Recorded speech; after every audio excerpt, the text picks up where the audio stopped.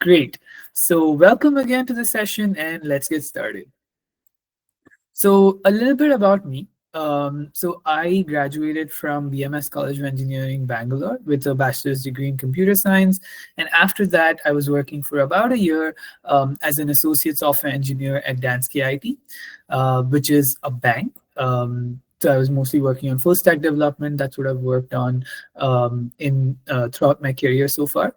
Then after Danske IT, I was working for SAP Labs India as an associate developer for about another year. And then I decided to pursue my master's in the US. I did my master's in information management from the University of Illinois, Urbana-Champaign.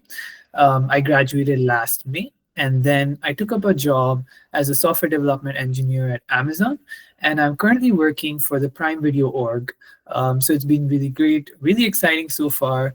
And I just want to share with you all my journey and how, what's the first step that you can take towards building a career in tech, that is refining and sort of building a resume that you can use, your perfect resume rather, that you can use to apply for jobs in tech.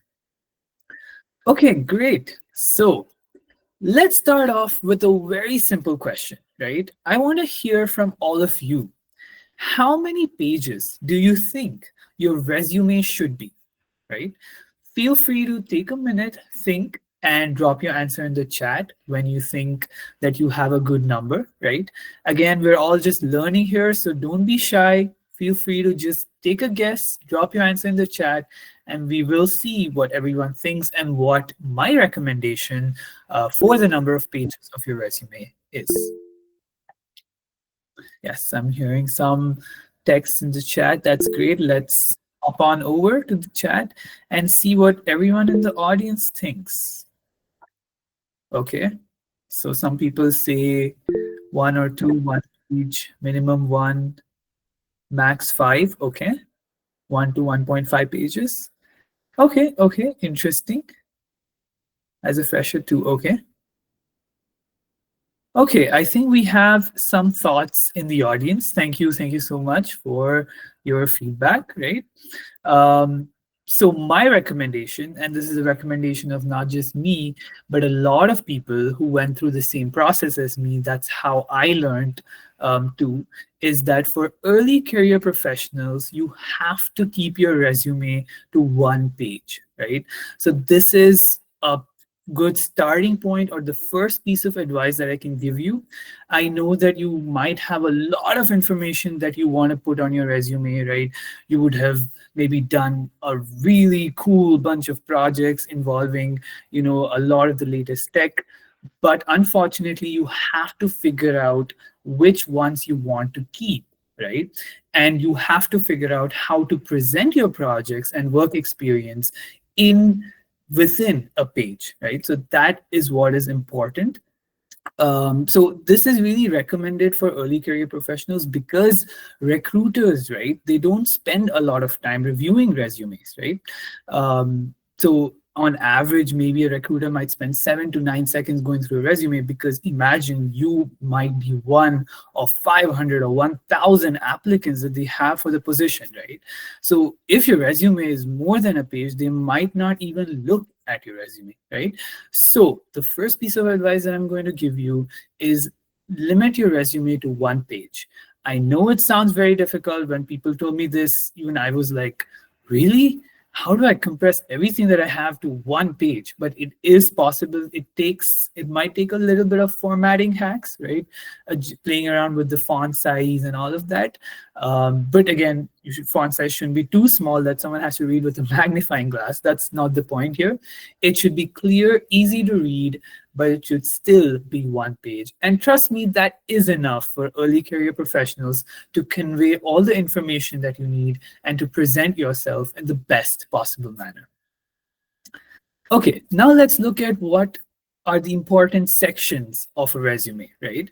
So there's name and contact details, education, skills, professional experience, projects, and then the last section would be leadership positions or extracurricular activities or awards, right? So these are the sections that are usually recommended that you put in your resume. So now we'll look at each section in detail And for each part, I'll be showing an excerpt from my resume just to give you an insight into how I built my resume, right? Again, that doesn't mean that you have to do something very similar, but we'll discuss tips and tricks of how, again, you can build an ideal section of your resume. So the first part is name and contact details. This is a no-brainer, right? You have to have your name on top. You have to have a phone number. Let me just get my pointer. You have to have your name, phone number, email, right?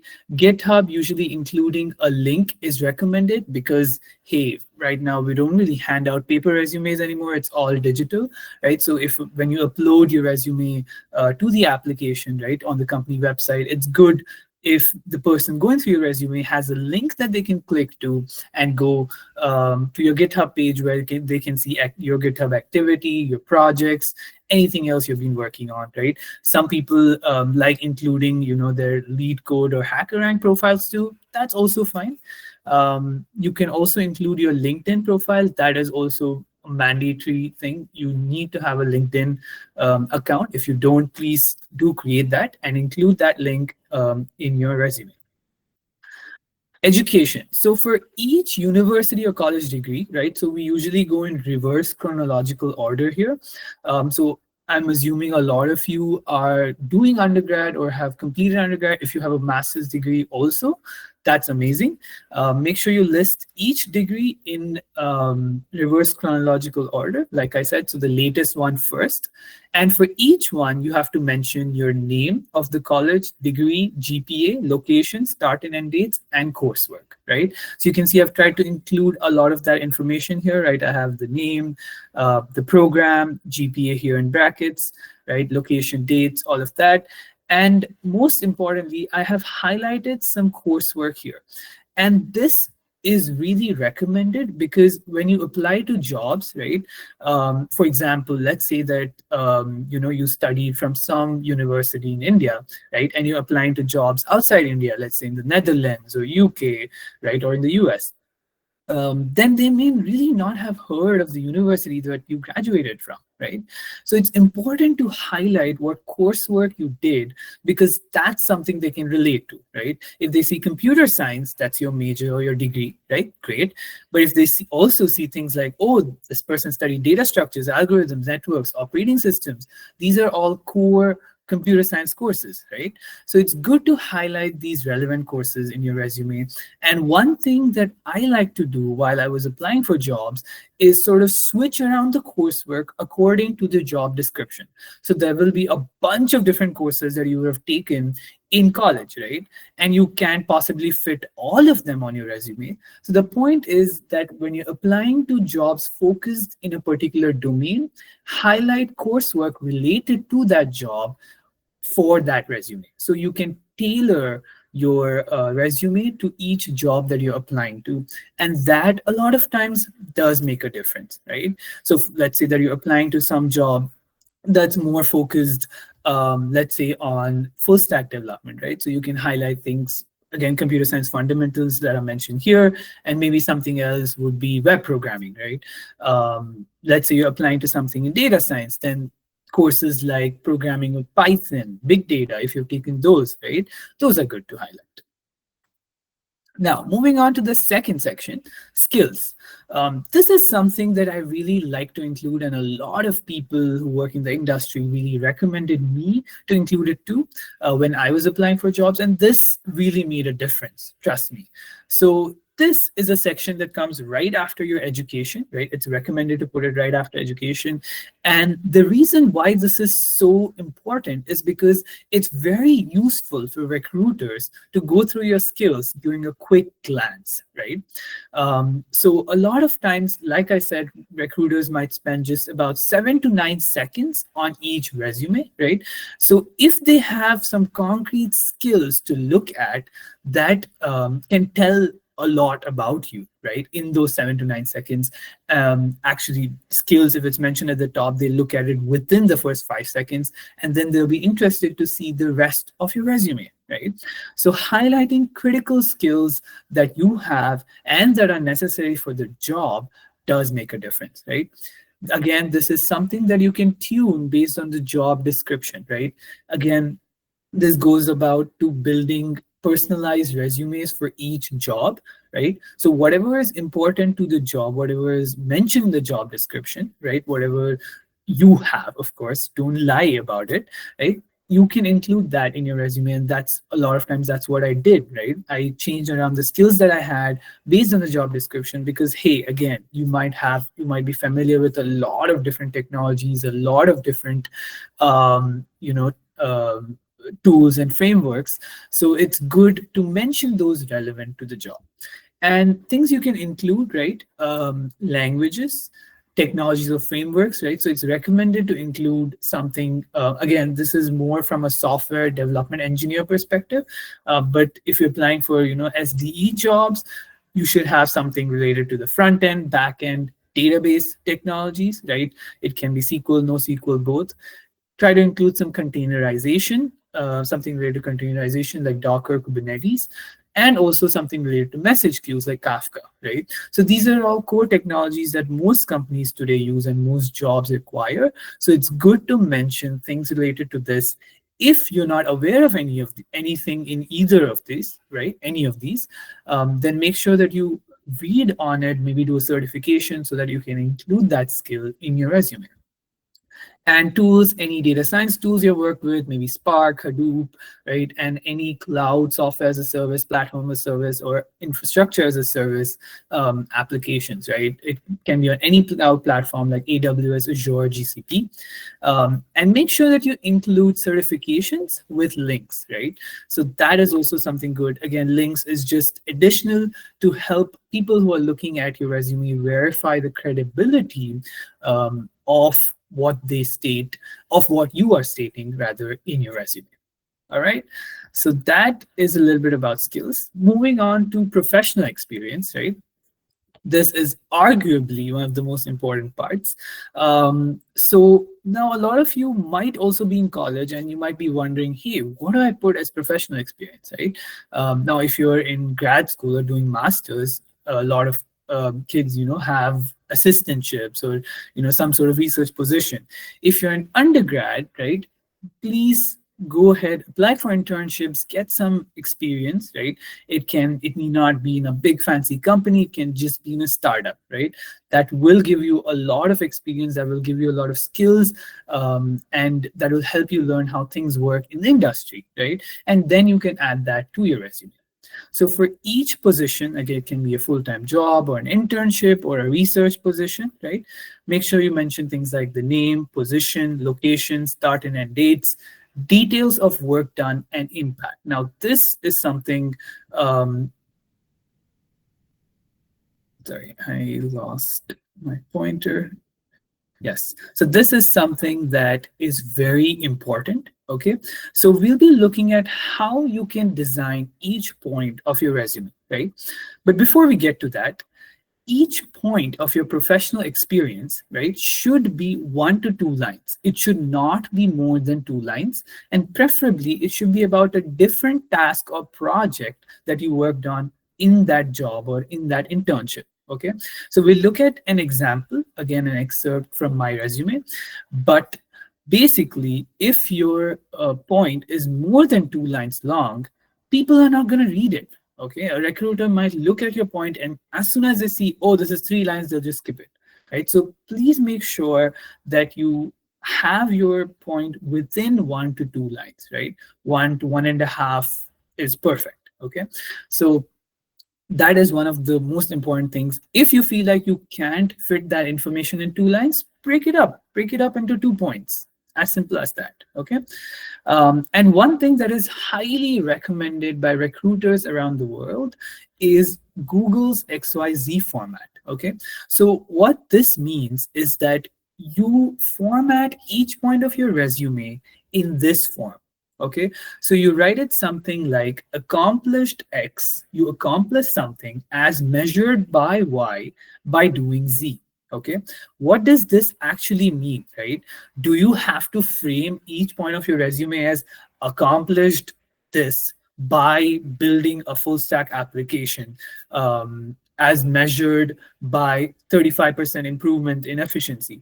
No, that's not what it means. It doesn't mean that you have to exactly structure each point like this. Basically, your takeaway from the Google's XYZ format should be that you need to mention two things in each point of your resume, right? Or almost each point or majority of points in your resume. That is, what was the impact of what you did, right? Most important thing is having quantitative metrics. Okay. Again, we're going to look at an example of this, but you need to mention the impact of what you did, right? So you would have, let's say, built a full stack application for a customer, right? What impact did that have, right? So maybe you used a bunch of really cool technologies, like you built a front end in Angular, and then you built a backend application in Node.js, and then connected it with, I don't know, RDS in AWS, right? And then you had it connected to some machine learning models that were running on EMR clusters in AWS. Bunch of cool things thrown around there. A recruiter reads that, looks at what you did, right? A lot of times, remember, the people going through your resume may not be very technical, right? You have to make sure that you can communicate yourself to technical and non-technical folks, right? Again, by non-technical doesn't mean they have no clue about the technologies, but just means that they may not work as a coder in their job, right? So to them, all of this sounds like French and Latin, right? You build something really cool. Now, someone who knows, their technical stuff will know the complexity of it. But what about someone who doesn't know or who doesn't work in tech, right? Like a recruiter, and that's whom you have to impress at the beginning. So for them, mentioning the impact of what you did is very important. And what I mean by this is, great, you did a bunch of super cool work, but what happened? What was the result of it?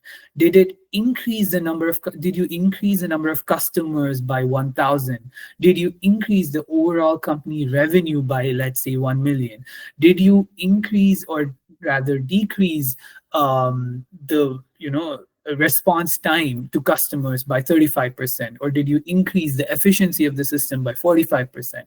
What was the impact of what you did is extremely important, and I cannot emphasize this enough, right? So make sure that whenever you add some technical summary of what you actually did, you have accompanied it with the impact of what you did, right? And this impact is defined by quantitative metrics, and that's what we mean by as measured by Y, right? So again, quantitative metrics showing the impact of what you did, and a brief technical summary of what you actually did. This is what majority of the points in your resume should look like. Okay, so before we dive into looking at an example of this, right? Some more things about professional experience would be that you have to try to begin each point with a different powerful action verb. Okay, now what do action verbs mean? So action verbs, again, as the name means, they are verbs that describe an action that you're performing, right? And it's good to start each point of your resume with an action verb, and a strong, powerful one, right? Enhanced, facilitated, strengthened, launched. These are some examples. And I've just put a link here, but you can basically use any resource, right? So this is one such resource from MIT, where you have a bunch of different action words listed under each skill that you want to highlight, right? So if you just Google resume action verbs, you'll get a bunch of different websites, and any of those should be all right. So this is very important when you are designing your professional experience. For example, I'll just highlight the action verbs I have used, right? Spearheaded, reduced, simplified, right? So these convey a lot of impact, and starting your sentence or point with an action verb is the way to go. Next, try to include requirements and key terms from job description, right? So again, this sort of brings in the picture of how you can tune your resume to the job description, right? So whatever the job states as a requirements or key terms or skills that they're looking for, try to tune your resume to that, right? So sometimes you would have worked on something very similar, but you're just using a different term to describe it in your resume, right? Um, uh, for example, let's say that you have worked on some front end and back end, right? But the resume says you need to know how to build a full stack application. Then if you've written front end, back end separately in your resume, combine it and say full stack, right? So a lot of times this helps you get through ATS, right? Which is the automated resume screening that's in place for a lot of jobs. So because that usually compares how suitable your resume is, right, to the job description. So if you think you can reuse words from the job description, or rather just convey what is there in the job description in your resume, make sure you tune your resume and your job description, your professional experience to do that. And one other recommendation would be highlight skills that you used in that position. For example, this is what I like to do, right? For this particular experience during my work at SAP Labs India, the skills that I employed, I made sure to highlight them at the top. Now, these skills are already highlighted in the skills section that we talked about before, right? Right here. But highlighting them additionally at the job again gives a recruiter a chance to look at, oh, okay, this person used Java, Angular, Cloud Foundry, and SQL during this job. I think this seems relevant. So I'm going to spend my 9 seconds reading this job description, right? So they don't have to be impressed by every single point in your resume or every single job. A lot of times if they find one job or one experience that's relevant to the position that they're hiring for, they will call you for an interview, right? So highlighting skills like this, again, helps to draw recruiters' attention and focus to one part of your resume, and that can make a difference with a callback. Okay, for example, let's look at this is an excerpt again from my resume, right? So I've already highlighted the action words, but let's break it down and look at how I've conveyed what I did and what was the impact of what I did, right? So for example, here I'm saying, okay, simplified API search analytics, site customization UI of an Angular application within 5 months and delivered compelling demos of the new UI. Okay, great. I did a bunch of cool technical stuff. What was the impact of it, right? Enhancing customer satisfaction and driving platform adoption. Now, this is something that even a layman can understand. Oh, so I enhanced customer satisfaction and helped get more customers onto the platform by revamping the UI. Sounds cool, right? Then let's look at the second point, right? So the first one doesn't convey any quantitative metrics, but that is usually recommended for the majority of points in your resume, right? Let's look at this one. Reduce resolution time of high priority customer issues by over 50%. Great, that means that, after I did this, we were able to respond to customers on high priority issues in 50% lesser time, right? So that really shows good impact, right? So that's what recruiters are looking for. They'll see this and say, hey, that sounds cool. Let me see how they did it. And then they'll see that, okay, so they identified solved bottlenecks in this application, right? So that's how you convey the impact through quantitative metrics, like this 50% is the quantitative metric, and what you actually did, okay? Now, projects is very similar to professional experience, right? Make sure that you choose 2 to 3 projects based on the job requirements, right? So again, you may have a bunch of really cool projects to highlight, but choose the ones which are most relevant to the job that you're applying to. Include the name of the project. It's really good if this is a link that you can click on that goes to GitHub. Of course, the date. Same points here, begin each point with a different powerful action verb again. Each point should not be more than 2 lines. And again, like for professional experience, try your best to include what was the impact of what you did through quantitative metrics and what you actually did, right? For example, here we say proved more than 35% performance improvement of sharded multi-node Cassandra over SIG-node configurations, and how I did it is by analyzing the response time of requests, right? So impact, so if there's one thing you want to take away from today's session, it has to be that your each point in your resume has to convey the impact through quantitative numbers and what you actually did to achieve that impact. All right. So the last part of your resume is leadership positions or extracurriculars awards, right? It's nice to include something personal because recruiters, people going through your resume, right? They read thousands of resumes, and at one point of time, it's just a piece of paper to them, right? They really can see the you individual, the unique you behind that piece of paper. And a lot of times this helps bring that out, right? Because they see something really cool that you did, right? Something that you, a club that you led, or a competition that you participated in, or a hackathon that you won. They'll say, hey, this sounds cool, I really want to talk to this guy in an interview, and they'll call you for an interview, right? So because a lot of times people have almost the same skills, especially for entry level positions, so highlighting something different, right, as part of your personality is good. Again, I wouldn't really recommend putting hobbies like singing or dancing here, but anything like related to technology or a leadership position that shows, collaboration skills, that would be good to highlight in this section. But keep it very brief, right? So for example, I've mentioned that I founded and headed an R&D initiative by mentoring 50 plus students, right? So someone reads this and says, hey, this sounds cool, right? We need collaboration, leadership skills, right, for this position. And of course, every position needs that, and they'll call you for an interview.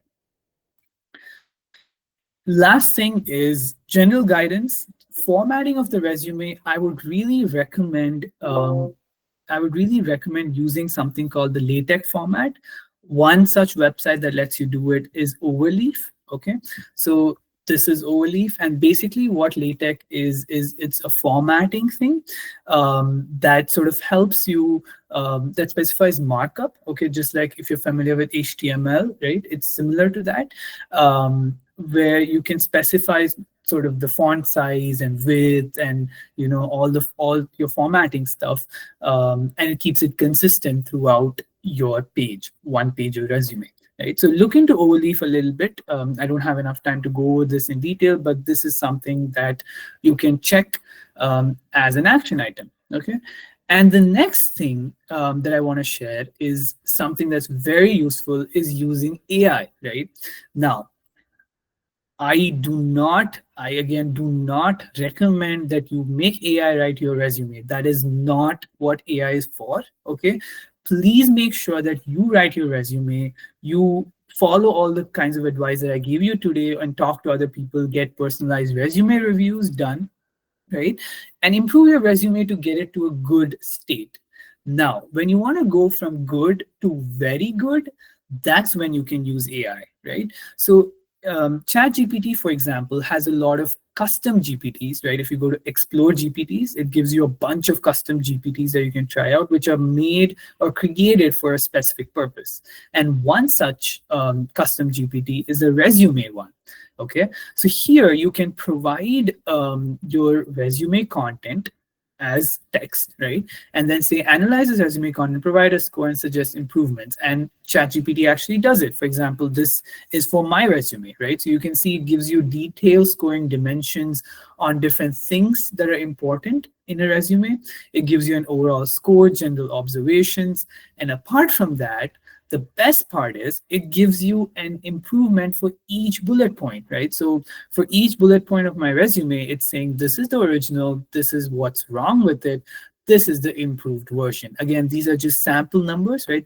The point is you take away what is the problem with the point and use the improved version to create your own improved version, right? So use these kinds of AI tools to your advantage, because that again will help you get your resume from being good to being very good, right? So that is also one more thing that I found to be very useful that I wanted to share with you all. Okay, great. That basically brings us to the end of our session. So now I'd be happy to answer any questions that you have. Feel free to drop them in the chat. it can be related to what we discussed about today, or if you just want to chat, say hi, have a conversation, up for that too. So yeah, feel free to drop your questions in the chat. No questions. Wow. I hope then everyone understood everything I was talking about. So if, but yeah, if you have any questions, is there a difference between CV and resume? Yes. So CV is usually for CV is usually a little longer, right? CV can be about 2 pages or maybe even a little more than 2 pages. But usually today, jobs mostly look for your resume, right? They want a very brief description of what what skills you have, what professional experience you have, what projects you've done, and that's why mostly they ask for your resume. So what I said today mostly applies for resumes and not CVs. Yeah, great question, Shiva. Okay, Archie says, sir, can we use any of the templates available to build our resume and edit that accordingly? Yes, of course. That is a very good idea, Archie. Thanks for suggesting that. You should definitely be using the templates that are available, right? Again, obviously modify the content, change whatever is given there, but use the template, use the sort of structuring, formatting that is already available and that other people have used before to add in your content, right? So that makes your life a lot easier. Okay. Gorkati says, should we have a lot of skills and experience in order to get placed in top MNC? So not really. So the thing is that, again, depends on kind of position you're applying for. I'm assuming that you're talking about entry level positions or early career roles, right? Um, so for those kinds of positions, a lot of times they don't really hire you for the bunch of skills experience that you have, right? Because you'll have limited skills and experience. um, but again, they of course do look for what limited skills and experience you have, but a lot of times they hire you for the potential that you have, right? Because early career professionals, entry level people, young in their career, like you and me, are really adaptable, right? They can learn new technologies, they can adapt to new projects and deliver. And a lot of times they're looking for that part of your personality. They're looking for your willingness to adapt, learn, and deliver, right? So I wouldn't say you need to have a lot of skills. It's good to have some important skills, right, relevant to the job that you're applying for. But even if you don't have all, that's fine, right? Present the work that you've done in a really good way using the tips that I mentioned today, and you should be good. Yeah. So Nandini asks a good question. Yes. So yes, Nandini. So basically, if you don't have internships or certified course, right, I would really recommend doing some certifications, right? And if you don't have internships, that's fine. But try doing some projects on your own, right? Now, if you're applying for your first job, right, very first internship, you don't have any professional experience, then that's fine, right? So your resume is going to look a little different. You might have just a project section and no professional experience. Think about any sort of freelancing you've done, maybe, for your neighbor or for a friend, you built a website, something like that. You can frame it as professional experience, right? If you don't have that either, you will have a bunch of cool projects to show. If you don't have projects either, then I would suggest, learning new tech, getting familiar with something you're interested in and doing a project on your own with it, right? It doesn't have to be done in college, or it doesn't have to be something very big. It's something that you can take the initiative to learn and do it yourself. Okay, Sneha asks, how can you share how you got into Amazon? Any tips to get into such companies? So my experience getting into Amazon was that, so again, first step, resume, building a good resume. So it does take a while, right? The resume excerpts that I showed you, right? It took a lot of refining, formatting, right?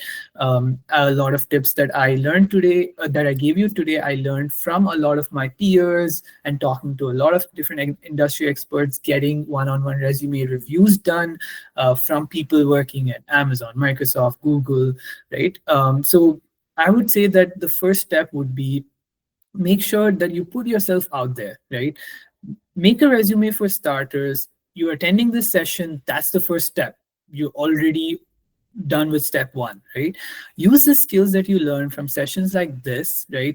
And talk to people in the industry to build your resume, right? Make sure you connect with people who are working in the industry. Doesn't have to be big, fancy companies. It can be any company, right? And get their feedback on your resume. Use that to continuously improve your resume, right? Your first version is not going to be perfect, but every single time you can keep improving your resume and keep applying to jobs, right? Then that's the job application part, right? That's one step of it that I had to go through to get into Amazon.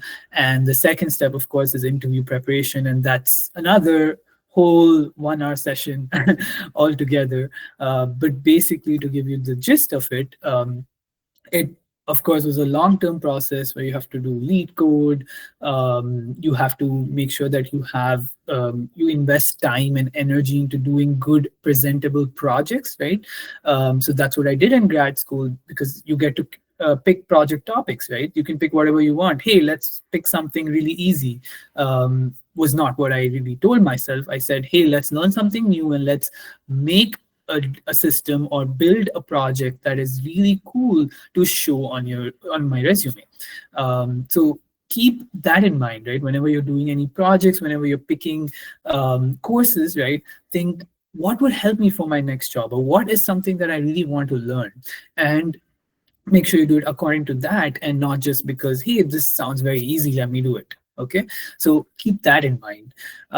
So yeah, interview preparation is practicing data structures, algorithms, long-term things like building your skills through courses, certifications, and having projects to present on your resume. um, a lot of these things. And yeah, and then is the actual interview part, which is of course daunting. Any interview is daunting, but you just have to make sure that you're in your best state of mind after you've done all the preparation, best state of mind, and then you give your interview, right? For Amazon personally, I had a coding assessment, and then I had a bunch of personality assessments, and then 3 technical rounds of interviews. By the end of it, I was sweating, and I was so nervous and anxious, about the whole thing. But yeah, it went well, and I was able to solve the questions, and then I was able to have a conversation with the interviewers. And a lot of times, that's the difference between a coding assessment and an interview, right? Coding assessment, you're just doing it from a computer. It's either pass or fail, right? But in an interview, you have the opportunity to meet a real human, right? Use that to your advantage, right? It need not be that your only aim has to be to get the job. Actually learn what the job means, right? Actually learn what that person does at the company, right? And one of the best ways to do this is to ask good questions in the interview. Ask them questions about their company, ask them questions about their role. People love talking about themselves, just like I'm doing right now, right?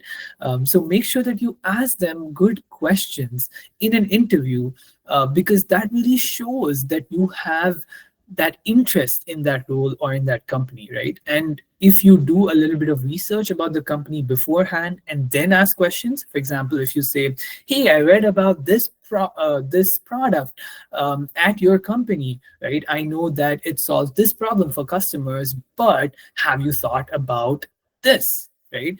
That is brilliant. If you can do that, then any interviewer would be really impressed, right?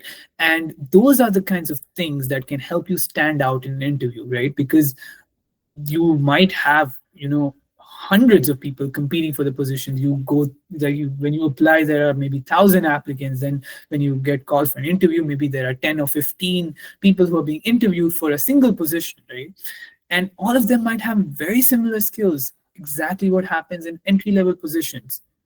But if you're able to have a conversation, if you're able to show your interest in the company, like I said, what they're hiring you for entry level positions is the potential you bring to the table, right? If you can show that passion, if you can show that potential through things like asking good questions, then that can make a huge difference, right? So keep those kinds of things in mind too, when you try to do interviews at tech companies. Okay, I sort of lost the questions. Okay, yes. Christy says, being an undergrad, what's the best way to structure my resume to get internships? So whatever I discussed today, that would definitely be the best way, Christy. So I hoping that most of you have some sort of freelancing, some sort of internship you can highlight as professional experience already, right? Then you follow the structure that I gave you today. Have names, skills, professional experience, projects, and then some sort of leadership, extracurriculars, or awards. If you don't have professional experience, that's okay. Highlight projects. Okay. Yuvraj says, "Sir, should we include photo on the resume?" I would really recommend against it, especially for jobs today. I don't think that's really necessary. So a lot of times, jobs in tech companies today, right, especially when you're applying online, they ask you to fill a bunch of information too, right, which can be annoying sometimes because you enter the same thing in your resume and then you enter the same thing in the job application. But if they really want a photo of you for some reason, right, maybe, I don't know, security clearance or something like that, then they will ask you in the job application, right? You don't have to really include that on your resume. I wouldn't say it's necessary. Yes, Rakshit asked a very good question. Resumes are now being reviewed by AI instead of HR. So, what contents mainly should be included? Very good question, Rakshit. So, you're completely right. There is ATS right now that runs through resumes. So, I want to mention two things about this. One thing, a lot of companies, when you apply with a referral, that gets you past the ATS and your resume actually goes to the hands of a real recruiter, right? So my first suggestion would be, if you're applying to a job, especially in a big tech company, make sure that you find someone that you can reach out to on LinkedIn, right? Maybe it's a person you've interacted with before and ask them a really good question, like right now. Or maybe it's a person that you went to college with, or maybe they're your senior in college. Maybe you did some project with them, or you were in a club with them. Whatever the connection is, use that connection, start a conversation with them, and ask for a referral, right? Maybe don't just ask for a referral directly. Again, how to approach people for referrals would be another 1 hour session. But the gist of it would be that try to make a conversation with them. Again, get them to talk about themselves, right? That's a very good trick for any conversation, any networking, professional networking that you do.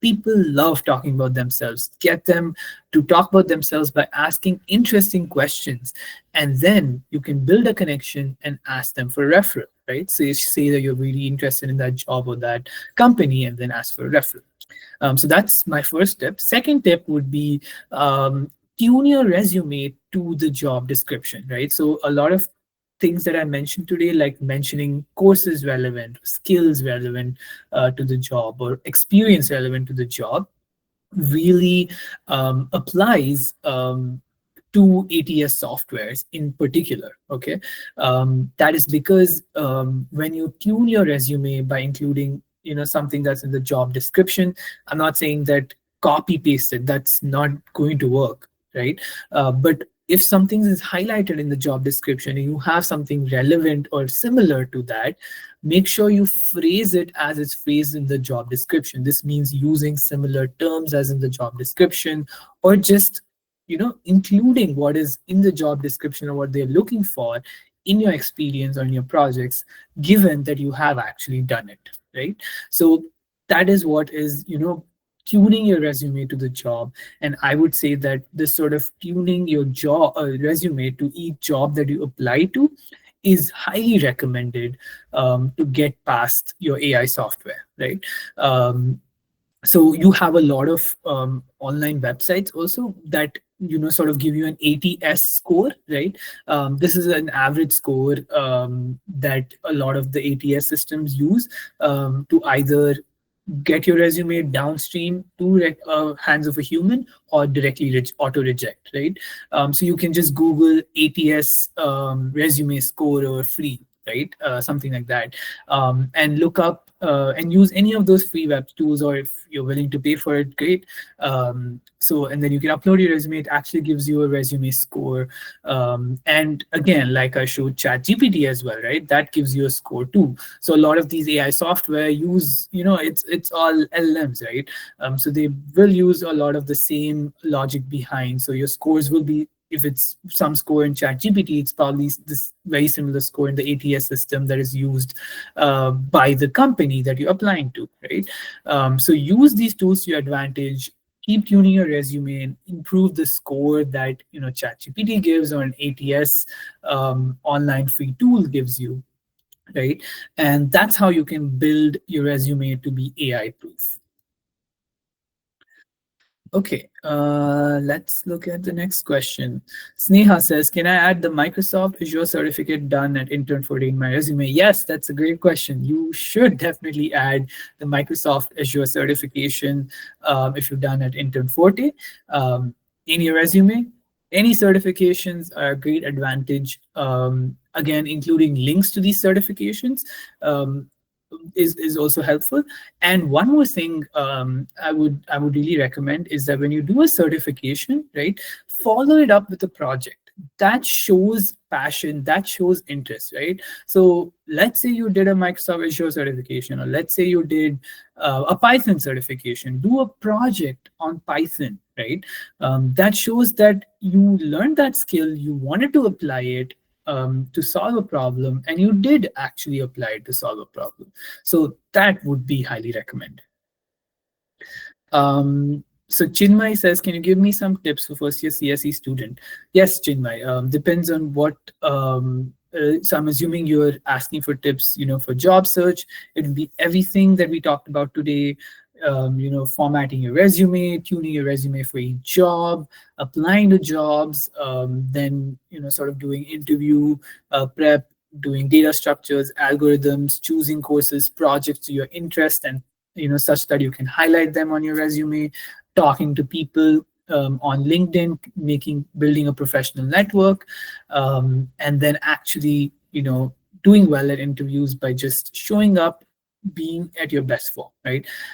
Again, it's a lot of different things, difficult to talk about in very limited time, but if there's one thing you want to take away as a first year student, it would be that start building your resume, start looking out for courses, projects that you like, right? And keep on it, right? It's a very, very long journey, but you are at the right time to start now. Um, Yes, you should definitely add the projects. Oh, yes. I think Intern 40 does give you an opportunity to do projects as part of the certifications of courses. You should definitely put those projects on your resume, right? So again, I'm not sure if you pick the project topic, or you're provided with the project topic as part of your course. Um, Whatever it is, make sure that you highlight the project. If you can put a link to the code, right, a GitHub link, that's also amazing, right? And describe it like we discussed, right? See what problem you're trying to solve with the project, and describe the impact that you had and how you achieved that impact, right? Follow that as a thumb rule whenever you're designing any points in your resume. Srilata says, can you provide a PDF on this class? Srilata, I don't know if we'll be able to provide a PDF, but we can definitely give you a recording, right? I will work with the team at Intern 4D to make sure that there's a recording available. And actually, yes, I think if you want a PDF of the presentation shared, a presentation that I showed today, that can be done too. I will work with the team and see how we can get that sent out. Okay. Um, Nandini says, what are some skills a fresher should definitely have?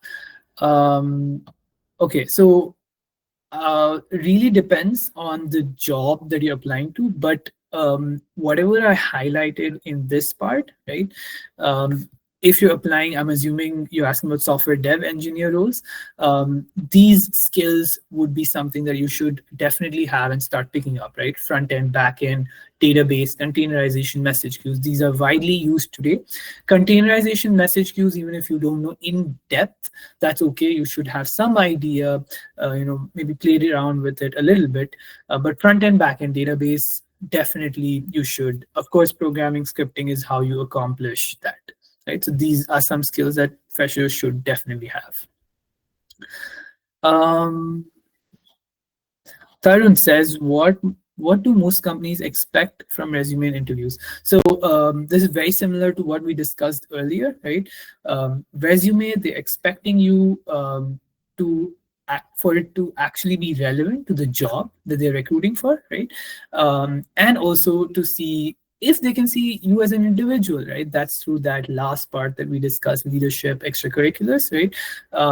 That might help bring out your personality more and establish a connection with the person who's reading your resume, and that helps, right? So that's sort of what they expect, and everything else that we discussed in the session with respect to the structure.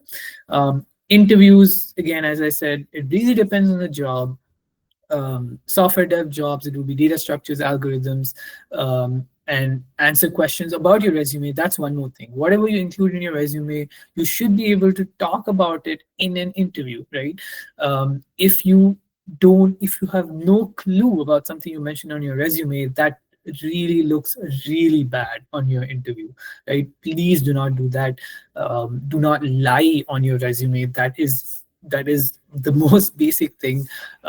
Make sure that you actually did whatever you're claiming you did in your resume. And it happens sometimes. A project might be a little old, you might forget about it by the time you face an interview, but that's why it's important to review your projects before you go to an interview, right? Make sure you go through all the projects again, look at what you actually did, what was the problem you solved, how did you solve it, what was the architecture of the system you designed, and so on, right? So that's mostly what they expect from an interview, right? They expect you to be honest. They expect you to have, they don't expect you to answer every single question. They may not expect you to answer every single question correctly, right? Depends.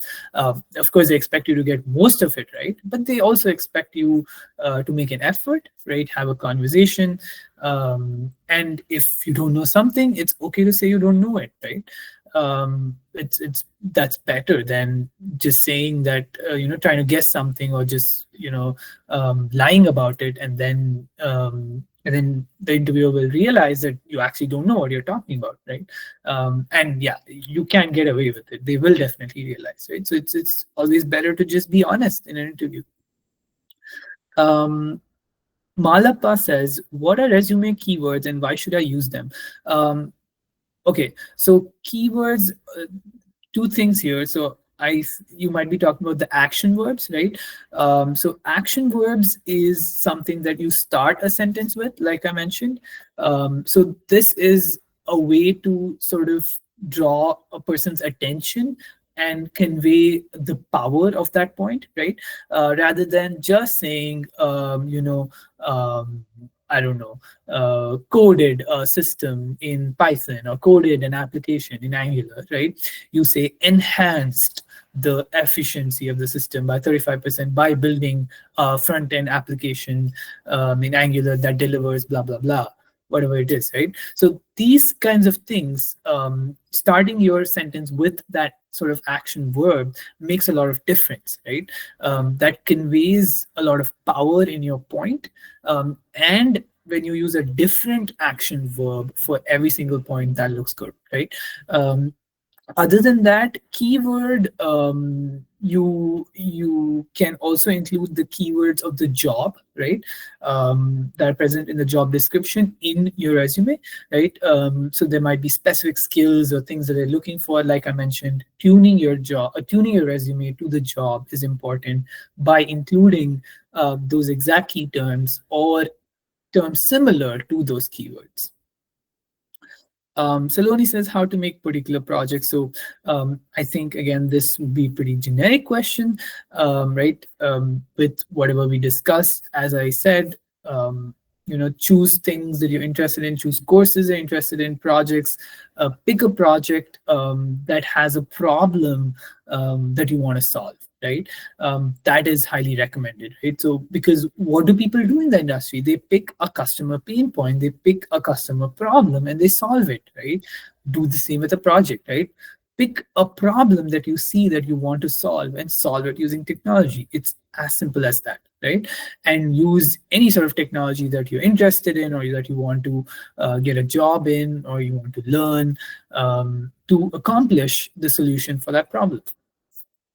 What mistake should I, Malapa says, what mistake should I try to avoid when writing my resume? So this would again be a lot of things that we discussed today.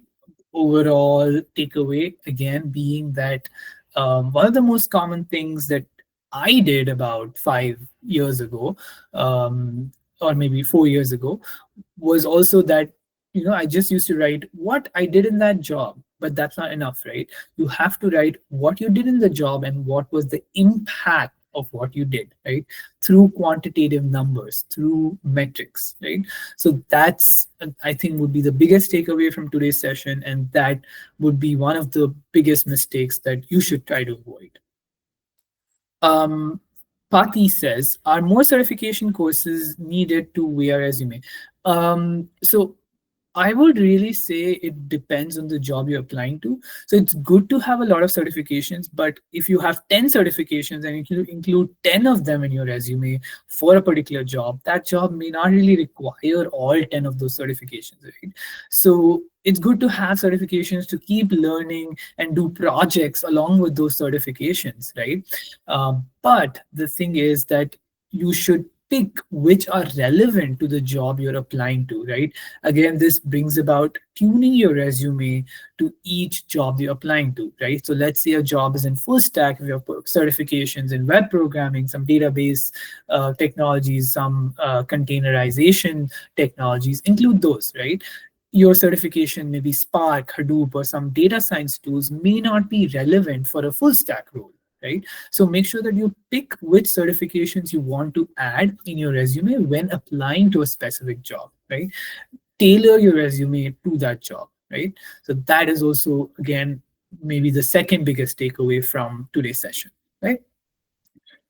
Okay, I think we have reached the end of the questions, and we're also at the hour mark. Um, so yeah, I think that was wonderful. I really enjoyed answering all of your questions. Quickly before we wrap up, next steps. So there are a bunch of people who were selected for resume mentoring. Please watch out for communication regarding a personalized resume review and your one-on-one resume feedback call. So I will be doing a personalized resume review for you. I'll be taking a look at your resume, and then we can have a quick chat about what is good on your resume versus what you can improve. So yeah, watch out for that. And if what I said regarding personalized reviews sounds very interesting to you and that's something that you want, then please stay tuned to Intern 4Day's website and social media accounts. If you guys think that's something that you really want, let the team at Intern 4Day know, and I will free up more time in my schedule to do a lot more resume reviews. Right, it's very limited now because of my availability, but we can see in the future if we can do a lot more personalized resume coaching sessions where we can discuss how we can work on improving your resume in particular. Okay, great. Thank you so much, and hope you took away the key points from this session. If